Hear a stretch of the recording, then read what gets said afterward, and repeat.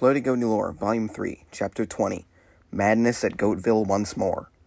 As soon as the gang got into Goatville, the portal closed. The gang was trapped there. Floaty Goaty was a bit alarmed, but continued on their journey to find out why humans were so prominent here, but nowhere to be seen on Goofy Planet. Everything seemed normal until Pilgor headbutted a tree and her neck began to stretch out. Floaty Goaty was very scared, but she reassured him by saying, "Don't worry, that's just a glitch. Happens all the time." Floaty Goaty was very weirded out by the fact that there were glitches in real life. Floaty Goaty headbutted a watermelon, and it flew very far. He then remembered that when they were in Goat City Bay trying to find Pilgor, a goat called him whilst fighting Fwog and said, "It's not a good idea at all to be where you are right now." Before Floaty Goaty could ask why, the signal was cut off. Uncle Ben, exploring a bit, found a golden goat statue, floating and spinning.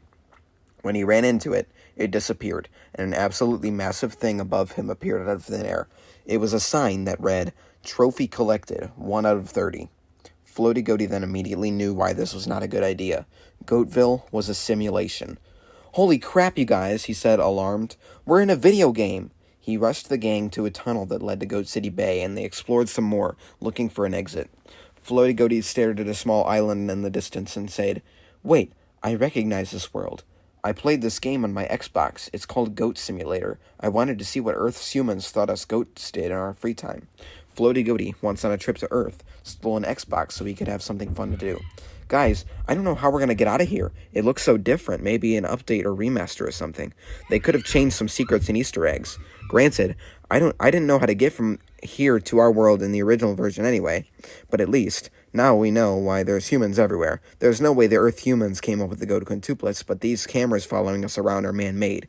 This means that there's some way the Earth humans came up with this game. Let's go look for more clues." Floaty Goaty hopped on a school bus with the rest of the gang, and it brought them to Goatville High. This world was new to Floaty Goaty. Some sort of flying glitch happened on Mark while he was exploring, and he reported that these maps were in no way connected. They were all a bunch of squares in the middle of nowhere in an empty void. While he was flying around in the sky, he hit some invisible walls. That's what keeps anyone from escaping. Floaty Goaty remembered from playing the game that there was DLC, which added 4 extra maps. If he could find a way to get to those maps, maybe there would be an exit somewhere. So he tried looking for something that could launch him through the invisible wall. He tried so many things, such as a Razorbucks mascot who hated goats and kicked any goat that came close, but nothing worked. He then had a much better idea, which was to lick a football to stick onto it so someone could throw it out, which also didn't work. He then thought for a second and concentrated very hard. He teleported his consciousness temporarily to the person currently playing Goat Simulator Remastered on Earth. He pressed the start button to go to the main menu and clicked on the MMO map. This was a medieval quest completion style game. Floaty Goaty knew there were 3 people he could ask for a portal back to Goofy Planet. Unlike Goatville and Goat City Bay, these DLC locations were technically real, but not on Goofy Planet. Floaty Goaty needed a way to avoid all of the rams in Twist Ram in order to get to Dumbledore the Grey. He also knew that there was a Wheel of Time in Bulgraz, which he could use to stop time. Goatshire and Twist Ram were in this map because this is a reenactment of Earth of if Goatshire and Twist Ram existed in medieval times. Floaty Goaty then had to ask himself, how did the Earth humans know about Goofy Planet, let alone some of its cities? He used all his mind power to teleport back to the human who was playing Goat Simulator Remastered and constructed a dumbed-down memory machine and shot a beam straight down into Earth's core, removing the memory about Goofy Planet from everyone who knew about Goofy Planet. Floaty Goaty teleported back to the game and grabbed the Wheel of Time out of Bulgraz and brought it back to Twist Ram. He stopped time for the rams so they couldn't attack him and asked Dumbledore the Grey if he could construct a portal back home.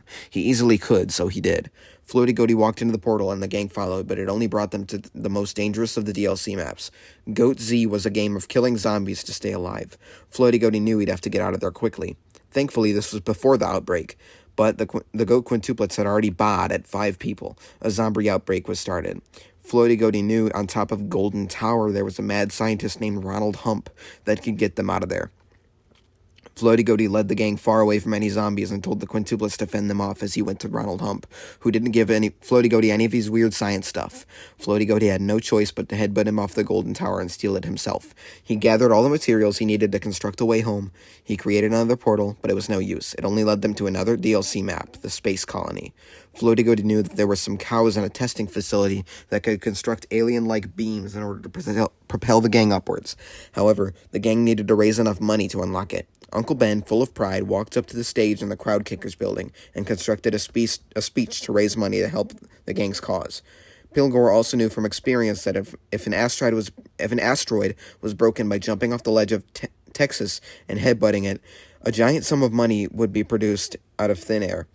As soon as Uncle Ben raised money for the teleporters with his speech, he ran back to the gang, and the Pilgor used the teleporters to go to Texas, where she jumped off a ledge and broke an asteroid into a million pieces.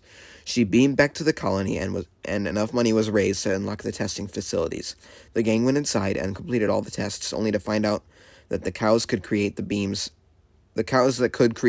could not create one powerful enough to launch them to Goatville Planet. While they were explaining that to Floaty Goaty, they did mention that Earth was nearby. Tyson used his brain power to come up with a solution. He led the gang to an alien-infested area of the space colony and grabbed a UFO. He used it as a shield to protect against a laser he would create with the nearby satellite dish.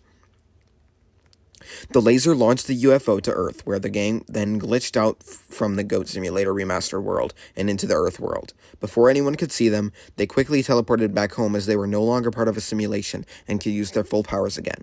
Before the laser died out, 4 animals trapped in a zoo who went by the names of Don Pastrami, the goat, Dolph Spaghetti, the dolphin in a wheelchair, Valentino Salami, the flamingo, and Humphrey Ciabatta, the camel, looked up and saw the laser. They escaped from their enclosures, and as the experts in witchcraft and evil pranks they are, created a portal that glitched the rift between simulation and reality, and escaped from the fourth and final DLC map, Payday.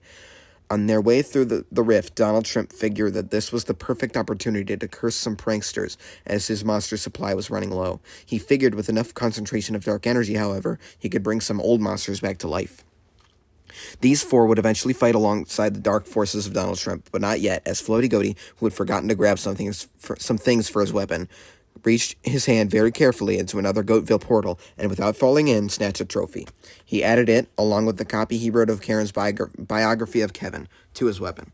About 2 months later, Floaty Goaty was looking through his pile of money he had collected from the Temple of Rim, and noticed that it had shrunken by at least half the size it was before.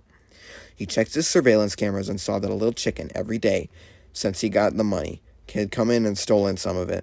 Floaty Goaty waited for the next time the chicken would come by, and when it did, he followed it. He followed it back to his luxurious chicken kingdom. By now, peace had been prominent on Goatville Planet for a month. If this ended up going badly, he would have to fly solo. Upon entering the chicken kingdom, he was led to the palace to be accepted into the chicken society, and their leader was a human. This human's name was Chickadoians.